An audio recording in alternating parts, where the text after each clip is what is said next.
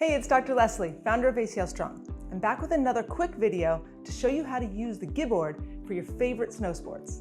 So, skiers, riders, check this out. These are 4 exercises that target your quads, your glutes, your hamstrings, and your core, while also working on balance, body control, and general stability. We need this for injury prevention, performance, and longevity. So let's go. All right, so first let's do the GiBoard squats and back lunges. So with one foot on the single strap and then a comfortable squat distance apart, just gonna sit the hips back into a squat, chest stays up, knees are aligned over toes, and then back up. Pretty straightforward, but because your feet are asymmetrical and you're really having to feel the instability and correct for that by being strong and stable through your hips and core, that's what makes this more challenging. But we're gonna add a little combination to it. So we're gonna do the squat, asymmetrical squat, and then right into a back lunge. And then back to a squat and back lunge. Okay, so I like this routine. Now another thing you can do is you can add a kettlebell or a weight to it. All right, so you can sit into the squat here and then back into the back lunge. You can also hold the weight down below, so you do your squat and then back lunge. This is the one I like to do. Okay, it makes your legs work a little bit harder. You get a little bit of cardio with the routine, and that's a good one. Okay, now we can also do something called the scooter slides. So if you have something like this is the slide disc, so you can actually slide pretty easily on the floor. If you don't have one of these, you can just use a towel and something where your foot can slide along the floor. All right, so balancing on one foot on the single line, slack line, we're going to take this foot and slide it straight back and bring it right back up. Okay, so you slide back. I'm controlling with this leg, keeping my knee right over my foot. Core is engaged, chest is up. Now we can also add a combination with this. So we can do a side scooter and then the back scooter.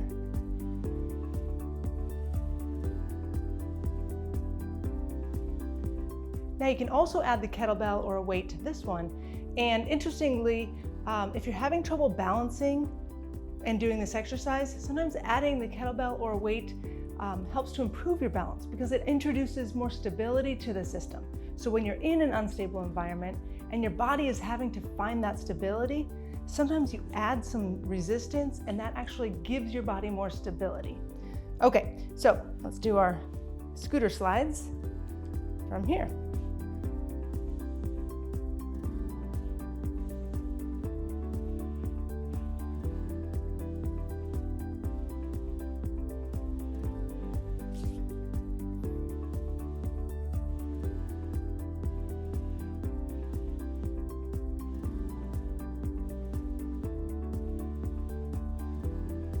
All right, now another thing that's really important for skiing and snowboarding and being out on the mountain is having posterior chain strength. So a lot of skiers and riders will get quad dominant. That means the quads will get extra strong and they'll dominate, meaning they'll take over and do most of the work without getting as much support and balance from the muscle on the backside or the posterior chain. So we're gonna do some bridges on the SlackBoard to really engage the hamstrings and the posterior chain. So in a typical bridge position, we can put both feet on the board and lift the hips up, getting all the way to the top and then lowering back down slowly. So this is your fundamental bridge using the SlackBoard.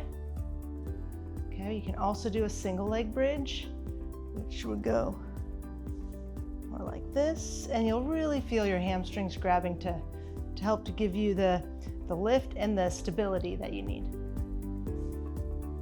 And of course, you'd want to do both legs.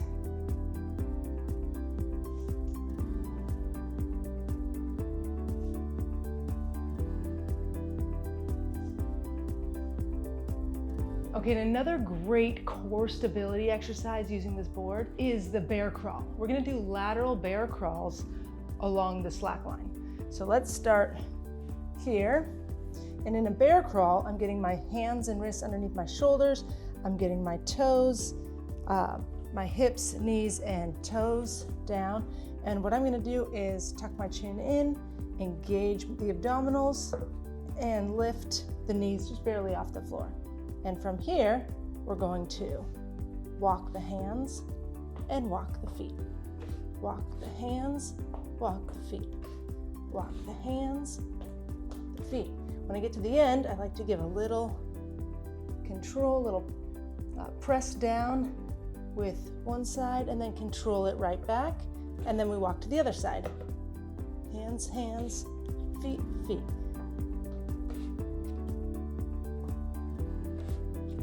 You want to try to stay really controlled through your spine, and imagine you're balancing a glass of water right in the middle of your back, and you're trying not to spill it. So if you're wobbling side to side, then you're going to spill that water. But the more stealthy you can be, and the more controlled, the better. And then we get the serratus press and down.